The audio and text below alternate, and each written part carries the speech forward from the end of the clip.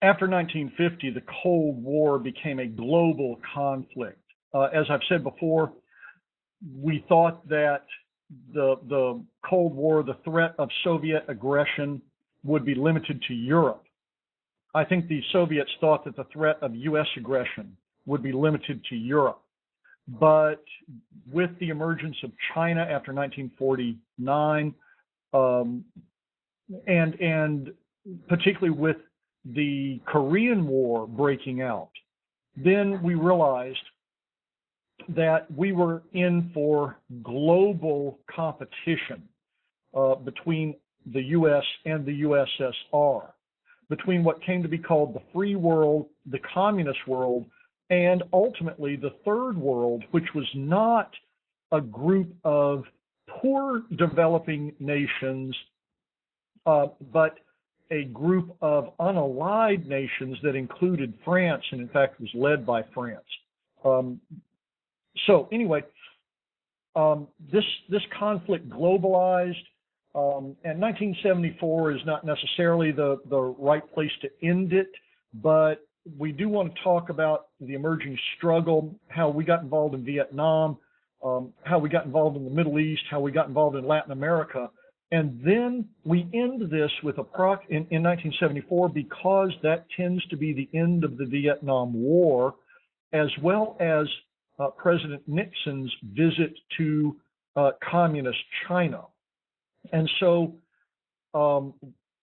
it seems like a convenient place to end. This will not be our only lecture that includes the Vietnam War, but it brings us up to the Vietnam War. And at that point, in that later lecture, I'll talk about how the Vietnam War impacted the U.S.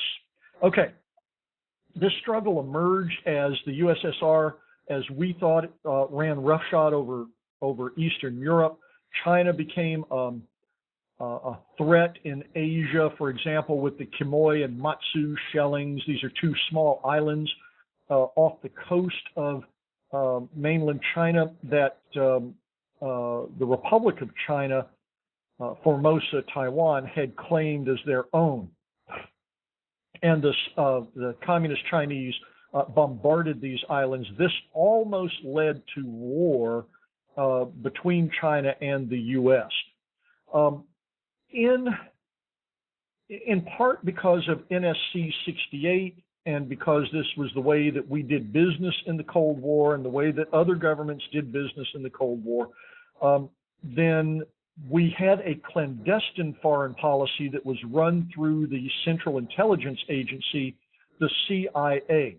And the CIA's policy during the early 1950s was to topple or intervene in governments that we felt were hostile to our interests. And in our increasingly binary world, those things that were hostile to our interests were considered automatically to be communist. So we engineered a coup d'etat in Iran in 1953 to overthrow a president who had been duly elected but was a little bit too far left for our taste. That would come back to haunt us and haunts us even today. We intervened in the presidential election in the Philippines in 1953 to get our candidate put onto the seat of power. And we engineered a coup, for example, in Guatemala in 1954. This was all the work of the clandestine operations units of the CIA, and it took years for us to find out that there had been indeed these actions done in our name. But this was the nature of spy versus spy warfare. In the Cold War, we had tied our own hands with the New Look military, so we couldn't intervene militarily. So we ended up intervening even more than probably we would have through our clandestine foreign policy. Now, when we intervened, we didn't necessarily go completely in. We would kind of dip a foot into the water, and eventually we would get dragged in. And that's certainly exactly what happened in the hottest for us of the little proxy wars that occurred in the during the Cold War, and that was Vietnam. Now, we're not going to look at the Americanization of Vietnam until a little bit later, and what we would call the Vietnam War, it didn't really occur until 1964. But from 1946 on, the U.S. supported the colonial regimes of that put pressure on Vietnam to keep it from turning into a nation. We supported the return of the French colonial occupation. They had been there since 1888. The whole area was called French Indochina. And the Japanese had driven the French out. The Vietnamese, under the leadership of Ho Chi Minh, appealed to the U.S. to between the time that the Japanese were booted out and the time that the French got back in, appealed to us to stop the French from coming back in. And they actually wrote a Declaration of Independence that is an updated version of the U.S. Declaration of Independence. Nevertheless, the U.S. was not swayed because we wanted the French government to behave a particular way in Europe, and we thought the best way to get that was to assist them in reestablishing the occupation. This led to an anti-colonial uprising of a group that came to be called the Viet Minh, and at the village of Dien Bien Phu in 1954, the Viet Minh defeated the French Foreign Legion, and that was the last defeat. It drove the French out of the country, not in a rout, but in a slow withdrawal. And at a conference, a peace conference in Geneva in 1954, a year before the summit between Ike and Khrushchev, then the French, the U.S., met, divided the country of Vietnam at the 17th parallel, because that had worked so well in Korea, and promised to hold elections in 1956. When it became obvious that the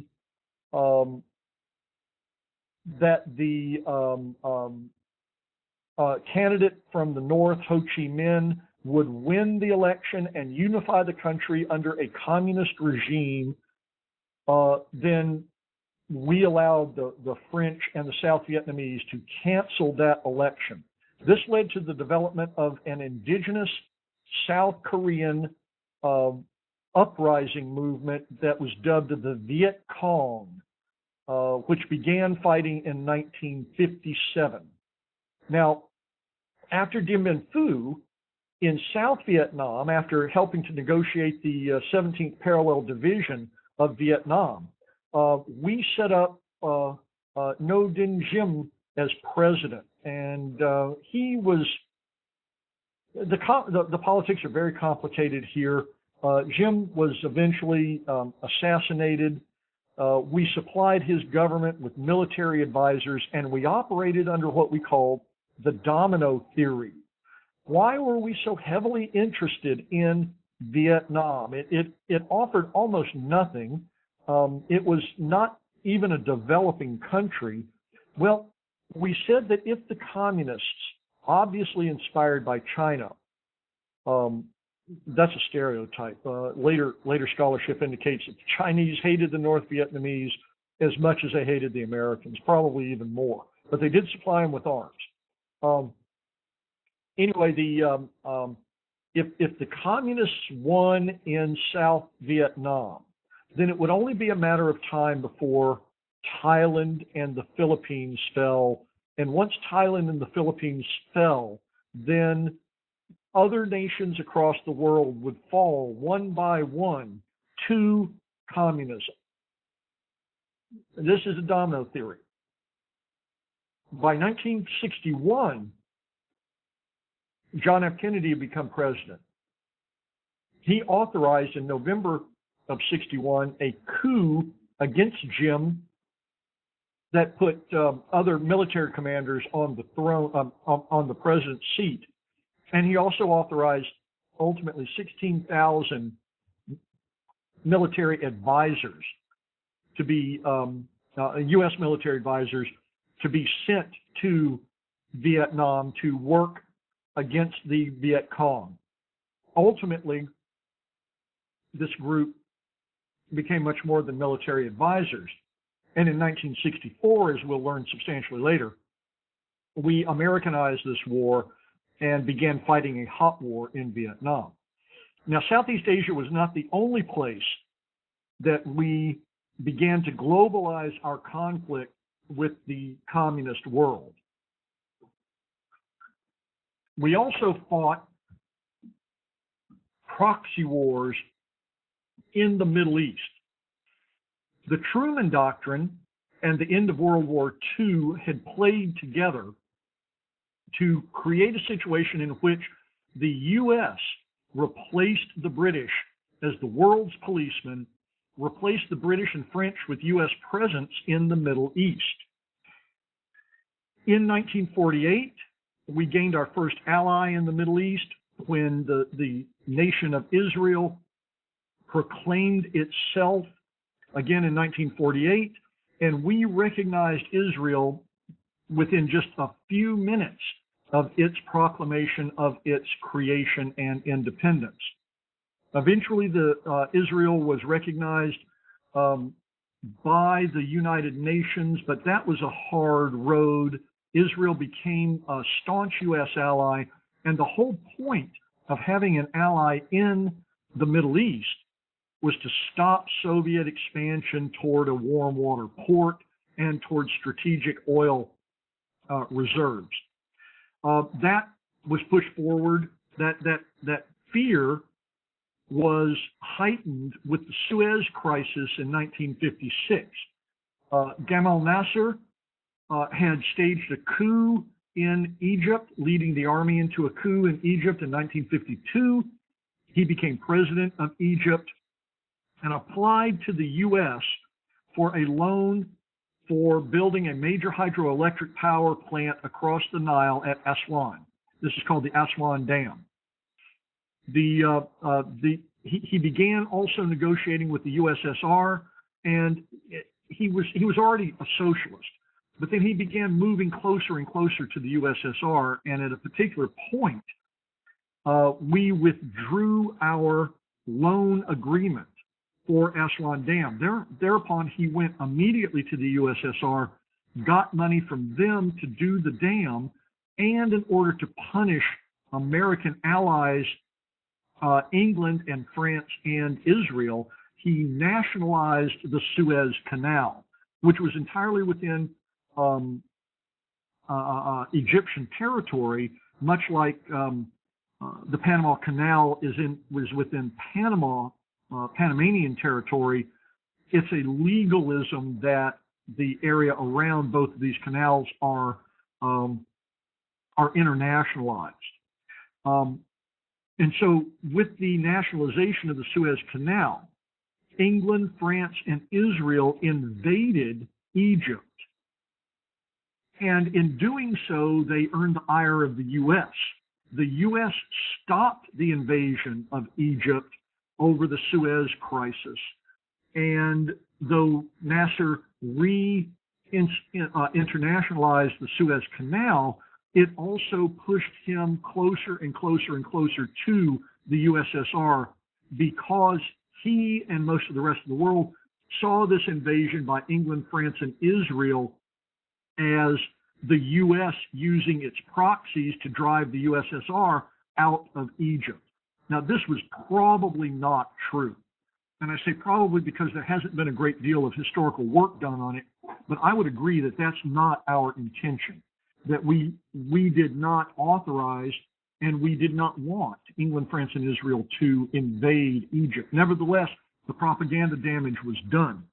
And so this was one of those areas that opened the door to greater USSR intervention in the area, and with potential headbutting in that area. When a few years later, 1958, when a coup was attempted in Lebanon, which had been a French territory and was currently unaligned. The Americans sent in troops to occupy Beirut for a little while the U.S. helped to quell this coup attempt.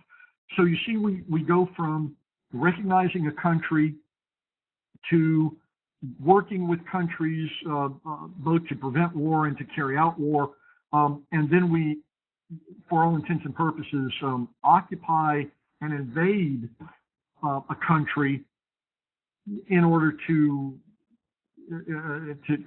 carry out foreign policy objectives. And you can see the slow but sure escalation of these problems and of these interventions. We also intervened much closer to home, or we had a problem much closer to home, and that is in Cuba.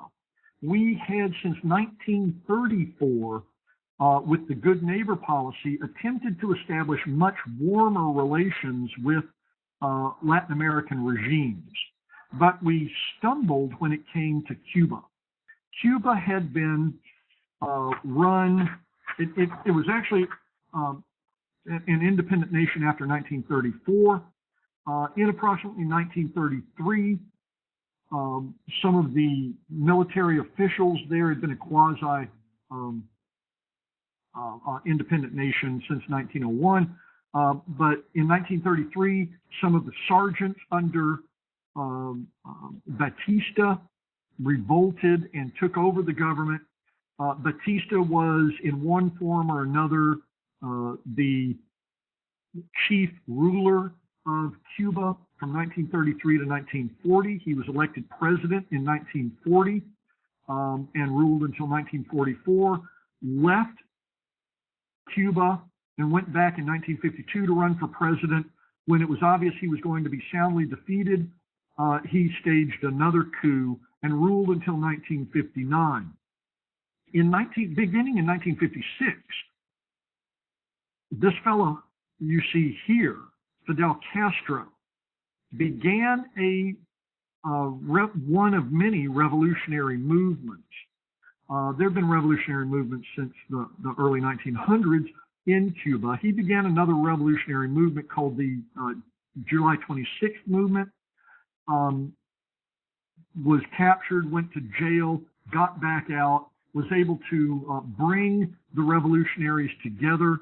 And in 1959, he was successful. January 1st, 1959, he and his revolutionary troops moved into Havana, and Batista fled the regime. If you've seen, I can't remember which Godfather it is, but they're down in Cuba with Meyer Lansky and all of the Corleone boys are down there with Meyer Lansky, and all of a sudden a Cuban walks into the middle of the party.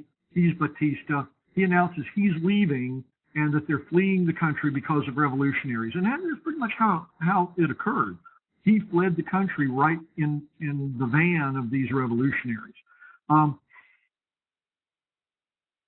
Having led a successful rebellion, then Castro appealed to the U.S. for help, but Castro was already spouting a kind of an underdeveloped socialist, quasi-communist line of development. Anyway, he was considered far too radical by the Eisenhower regime, and so he was rebuffed for assistance and aid from the U.S. So he immediately turned to the USSR and adopted communism. Now, these guys are 90 miles off the coast of the southern U.S., of Florida, and we considered that to be the U.S. backyard. And consequently, by 1961, first under Eisenhower and then just a couple of months into the presidency of John Kennedy, we serendipitously, using CIA-trained operatives and the Alabama National Guard, who flew aircraft from Guatemala to Cuba on a 72-hour mission, then that is, they flew back and forth. landed troops and tried to supply troops at the Bay of Pigs. This was an invasion in 1961. We had convinced ourselves that that Castro was so hated that the populace would rise in rebellion, much like the British thought that the American population would rise in rebellion against the usurpers and reestablish the king. We thought that that we could overthrow Castro by using the local population. Well, the local population didn't rise, and the Bay of Pigs was crushed. Could it have been saved? It would have taken a massive influx of direct military intervention by the U.S. to do that, and because Cuba was already a Soviet client, then it would have not only looked bad, but would have been an obvious act of war that the USSR could not possibly have backed away from. This would ultimately lead to the Cuban Missile Crisis of 1962 that we will talk about in just a moment.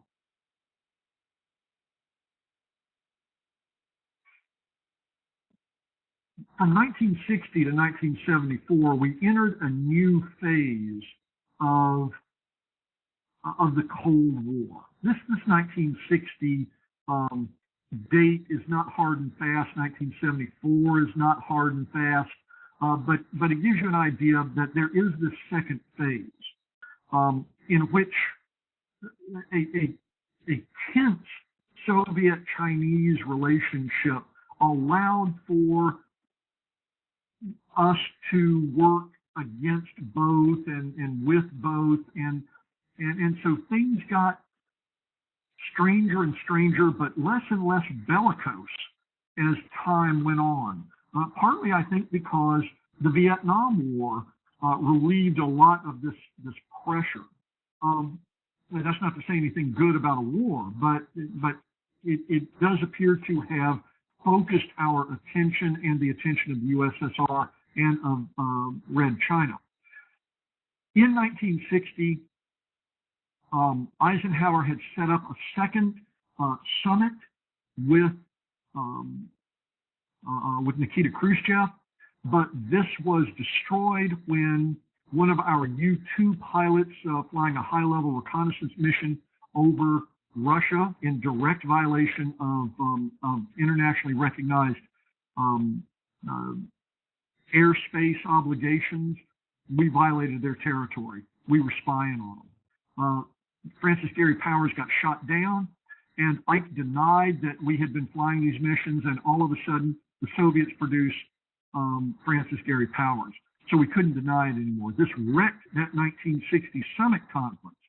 The Bay of Pigs in Cuba in 1961 and this wrecked summit conference from 1960 put Kennedy on a very shaky start, very shaky foundation with Khrushchev. And so when there was an attempt by the U.S. and the USSR to hold another summit conference, this one failed because of the Bay of Pigs invasion. It should have been held at Vienna. And at that point, to make a symbolic statement, Khrushchev ordered that the Berlin Wall be erected. So the Berlin Wall was erected in 1961. Now, in 61, to show solidarity with the people of Berlin, Kennedy went to Berlin, and the people loved Kennedy. He was young, he was inspiring, he spoke well. He looked like a great guy. He only had 3 years in the office, and so it's a little hard to tell what he would have done, but he sure could speechify. And the people of Berlin loved him. An American president shows up in this international hotspot, a place where, guns could start going off at any moment.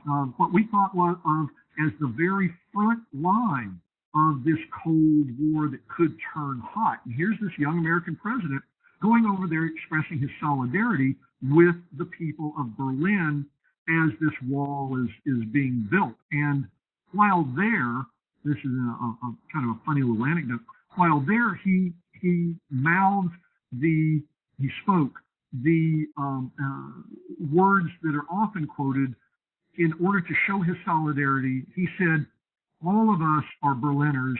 And then he said in German, Ich bin ein Berliner. Well, the correct phrase is really Ich bin Berliner. I'm a Berliner. But by adding the ein in there, he changed the way that Berliner was heard by the Germans. A Berliner, ein Berliner, is a jelly-filled donut. So he says this. It's on YouTube. You can find it. He says this, and everybody waits a split second. And then they understand what he's really trying to say, and they really liked him for the effort, even though he had misspoken. Well, Ich bin ein Berliner has become part of the lexicon simply because it was one of those faux pas that said more than it would have said had he said it correctly. And it became memorable because it was kind of funny. Well, what wasn't funny was the Cuban Missile Crisis of October 1962. The Francis Gehry Power Incident in 1960, the Bay of Pigs invasion, the erection of the Berlin Wall. This is just straight ahead tension between the Soviet Union and the U.S. And this all came to a head and kind of dissipated a little bit with the Cuban Missile Crisis of October 1962. This was the closest that the world came to nuclear war, in which the U.S. flying spy missions saw that the Cubans had set up areas that looked like missile launch pads, and that the Soviet Union was transporting missiles to Cuba, probably with nuclear warheads. And these were 90 miles off our coast. Now, what many people don't say and don't talk about is that in Turkey, the U.S. maintained batteries of Jupiter missiles that were quite literally one step away from Russia. Russia, the Soviet Union, and Turkey share a border. And these batteries of U.S. Jupiter missiles were right across the border from Soviet territory. Well, these were being decommissioned because they were obsolete. But at the same time, the Soviets were installing missiles in Cuba in large part to get us to pull these missiles out of Turkey. In October of 1962, for 2 solid weeks, the U.S. and the Soviet Union stared each other in the face. The U.S. demanded that the Soviet Union remove its missiles from Cuban soil. The Soviets, Khrushchev kind of went off the rails a little bit here. The Soviets weren't sure what to demand, and they finally demanded that the Turkish missiles be removed. Eventually, messages got mixed up, and luckily, instead of going to war over these mixed up messages, the U.S. accepted an early message from the Soviets. And when the Soviets realized there had been a mistake made, they just said, okay, fine, we'll declare victory and go home. So both sides declared victory in the Cuban Missile Crisis. Both sides pulled their missiles instead of releasing their missiles. Now, this ultimately led to a reduction in tension because both sides understood just how close they had come to nuclear Armageddon. And they did things like establish an ongoing dialogue, and they even put in a direct line telephone from the Kremlin to the White House in an effort to have instant communication between the Soviet leader and the American leader.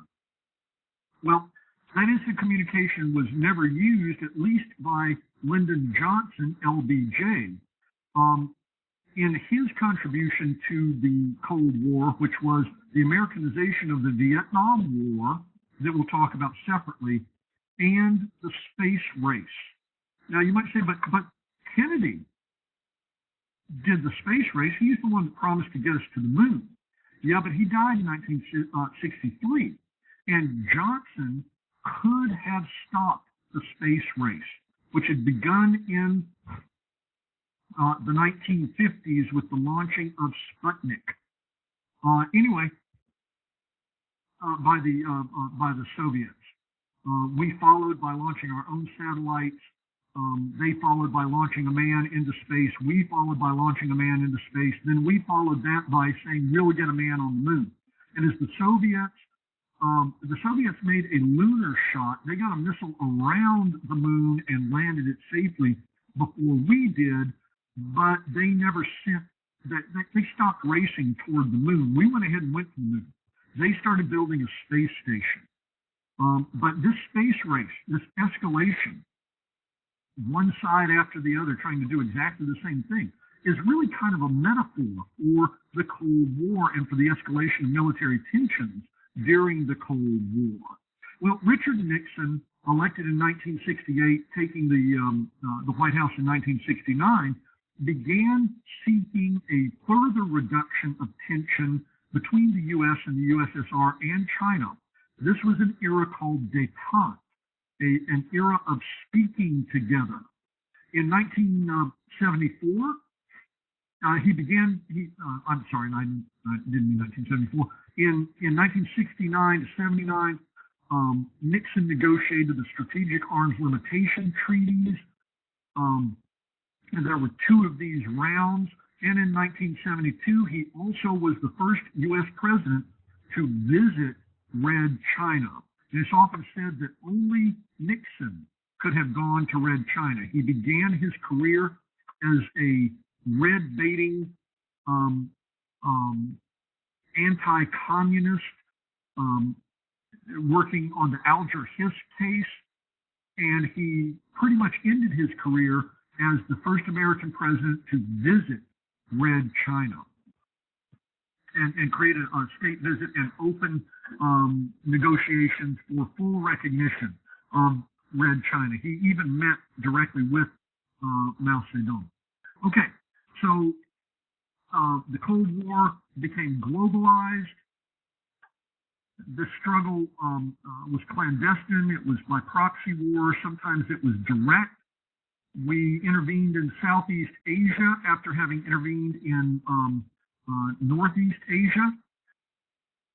We began being pulled into Middle Eastern diplomacy. We had a conflict with Cuba, and eventually, through the rule of 3 presidents, we both prosecuted and began ending the hostilities that we call the Cold War. Again, thank you very much for your attention.